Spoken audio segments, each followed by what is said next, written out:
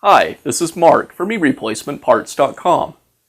In this video, we're going to show you how to repair the starter on a Ryobi string trimmer. A fairly common problem with any string trimmer is that the starter will fail. This is usually caused by either the spring inside the starter breaking or one of the mounts for the spring failing. When this happens, the string will no longer recoil back into the starter. Okay, let's go ahead and get started. As you can see, I've already removed the shaft from the trimmer. If you're unsure on how to do that, please refer to our video entitled Trimmer Clutch Removal. Now we'll show you the part of this repair that causes most folks the most problem, and that is removing this trimmer clutch. The reason this is tricky is because there's a screw at the end of the shaft.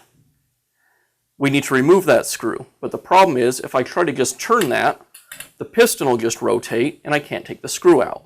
So we're going to show you a little trick on how you can do this. We'll first remove the spark plug boot, and then the spark plug.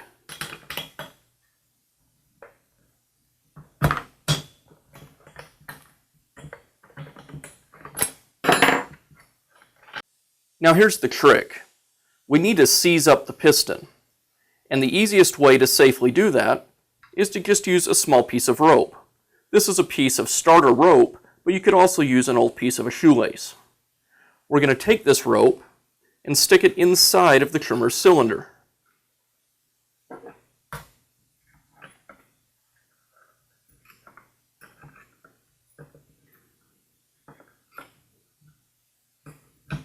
I want to be careful here that I leave enough of the rope sticking out of the cylinder that I can easily remove it later. What the rope does for us is now when I go to rotate that screw on the trimmer clutch, the piston will rotate up against that rope. That'll bind the piston without damaging it and allow us to remove the screw.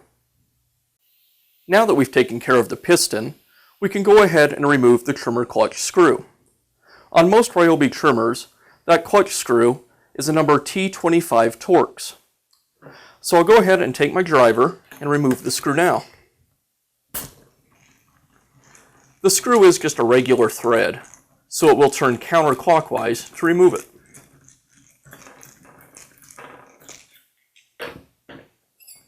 And there you can see the clutch is removed.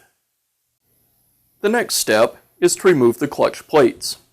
An easy trick to do this is to use a screwdriver and a shop mallet. I simply place the screwdriver on the inside edge of the clutch and strike it with the shop mallet. There's the first one, and now we'll do the second.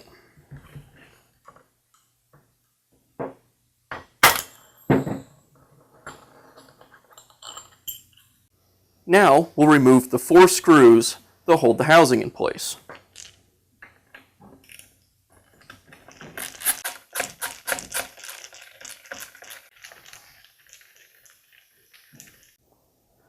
Now there's 2 additional screws that hold the 2 housing pieces together, here and here.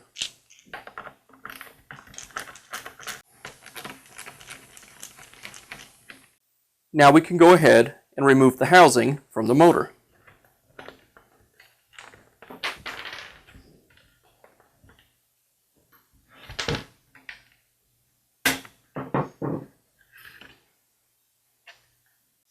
Now we have access to the actual starter. To begin the repair of the starter, we need to remove these 3 screws. They hold a plate over the starter assembly that actually holds the entire assembly together.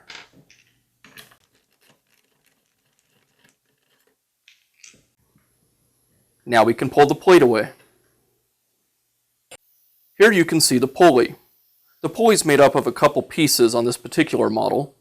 We have this top cap that actually engages against the prawls on the clutch to start the trimmer, a spring, and then the actual pulley. Underneath the pulley, you can see the starter spring, and this is typically the piece that fails.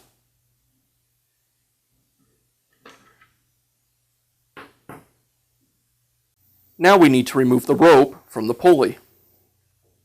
I can pull the rope out, and the rope is just simply knotted on the end. If you can untie the knot, that'll work great. If not, just simply cut it off.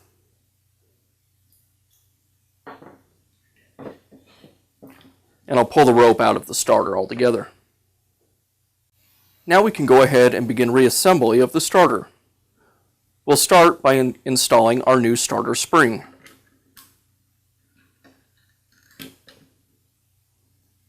Next, the pulley. You'll notice there's a little gap on the starter pulley. We need to line up that gap with the little round coiled end on the starter spring.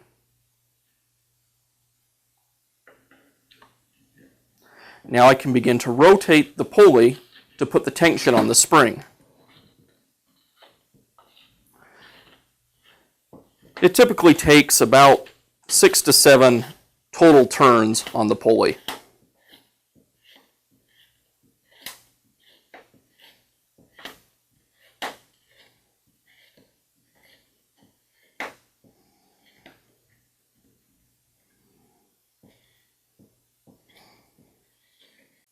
Okay, now things get a little tricky. I need to keep one hand holding the pulley in place because it's under tension. With the other hand, I need to thread the rope through the opening in the starter housing and then through the opening in the pulley so I can run it through and tie it off. I found that threading the rope into the pulley is a little easier to do with a pair of needle nose pliers. Like that. Now, I still need to work one-handed, and I need to tie a knot in the end of that rope. So you can see, if you have somebody to help you during this process, it'll go a lot easier.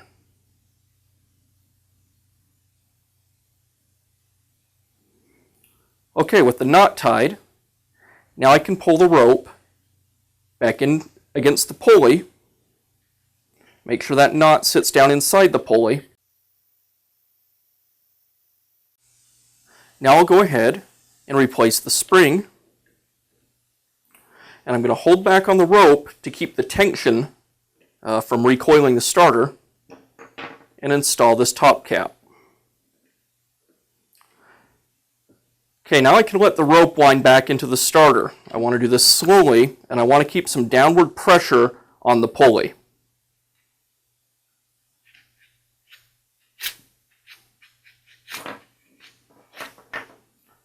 Like that. Now I can reinstall the pulley retainer and the 3 screws that hold it in place.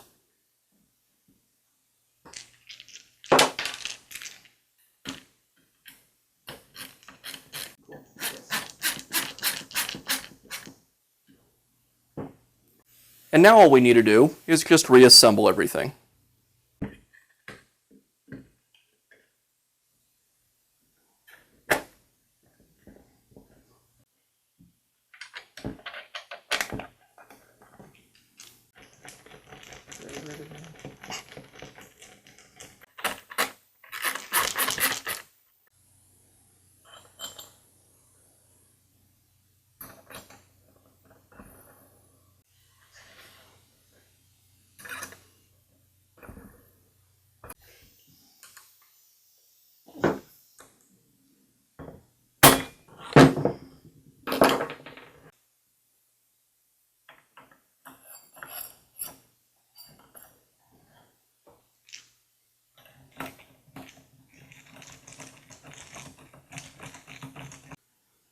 And that's all it takes to repair the starter assembly on your Ryobi string trimmer. We hope you found this video helpful. Please feel free to leave us a comment or ask a question.